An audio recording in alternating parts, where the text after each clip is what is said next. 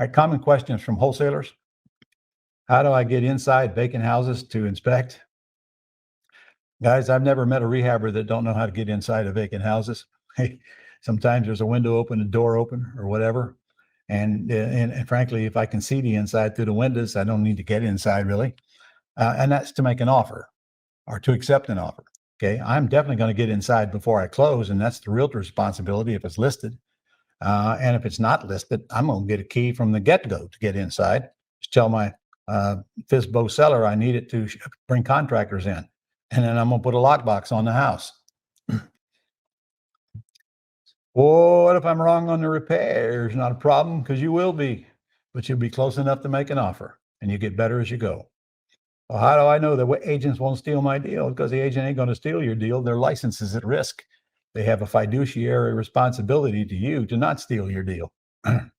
Will I need a deposit for every offer I make? The answer is no. You only need a deposit when your offers are accepted.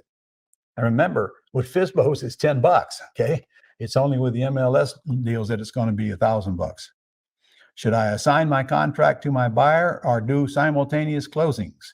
It depends. If you're in one of those states where you can't assign and your only choice is do simultaneous closings, and if you're not in one of those states, simultaneous closing is the absolute easiest thing for you to do, and there's no closing costs on your part. Buyer pays some, your new buyer pays some. What happens if I can't close? Nothing. You lose your deposit, you gain experience, and you keep going, and you learn as you go. It's very possible that you actually might make some mistakes as you're growing. In fact, I guarantee you will. All right. But if you listen to me and you don't guarantee debt, which you do not do on Planet Ron, and you don't write big checks when you're not sure of how you're going to get that money back with more money, and or you don't make promises you can't keep, and you use attorneys to close, I don't know how big a mistake you can make. Nobody's coming after you for a debt when you don't have a debt. And worst case, you might lose some money because you screwed up. Make it back on the next deal. But what you can't do is quit. And if you're looking for a reason to quit, it won't be hard for you to find a whole list of those. On the other hand, if you quit, what's next?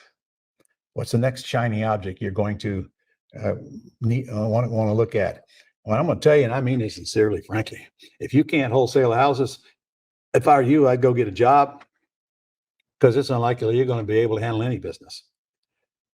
I've never seen an easier business than wholesaling houses. Don't have a staff. You don't have, you're using our automation. There's somebody else is doing all the work for you. Yeah, if you can't wholesale houses and you give up before you learn how to do that, what are you going to do? And what are you going to do that's going to make you more money? I don't know. But people tend to jump from shiny object to shiny object. And the truth is, if you can't get in this business and make it work, don't you think you're going to face very similar problems in the next business? They're going to be much greater than this business. In fact, I think all of you should go buy a restaurant or two. Then you'll know what grief is, and you'll know what hard work is without making much money, if any. This business is so much simpler, no risk. I mean, anybody can wholesale a house and pick up a check for $15,000, $20,000, $25,000, $30,000 or more. But only if you start and you keep going until you get it. When I get a contract to a realtor, should I remove their sign? No, you don't need to do that. That's kind of tick them off, and there's no reason to anyway. Frankly, when I get a contract to a realtor or a FSBO, we don't do anything but put a lockbox on the house. In the case of the FSBO, there's no reason for us to ever go back, actually, unless somebody calls us and tells us the key's not in the lockbox anymore.